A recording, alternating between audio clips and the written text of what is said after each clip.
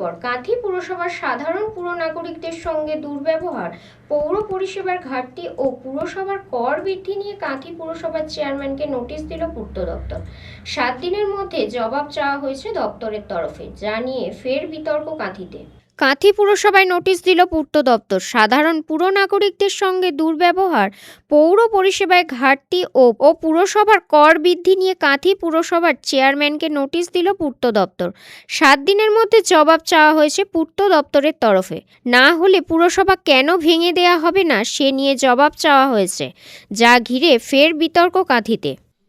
ছাপ্পা ভোটে জেতা কাঁথি পুরসভা তৃণমূলের পৌর বোর্ড যে পুরোপুরি ব্যর্থ সেটা কিন্তু প্রমাণ হয়ে গেল, এবং তাদেরই সরকার, সেই সরকার শোকজের চিঠিতে লিখছে এখানে কোনো উন্নয়ন হয়নি, রাস্তাঘাটের অবস্থা খারাপ, বিদ্যুতের বাতি জ্বলে না, রাস্তাঘাটে মানুষ অন্ধকারে থাকেন, ড্রেনেজ সিস্টেম খারাপ, সেখানে পরিষ্কার পরিচ্ছন্নতা নেই। পুরো কাঁথি পুরসভা উন্নয়নে পুরোপুরি ব্যর্থ।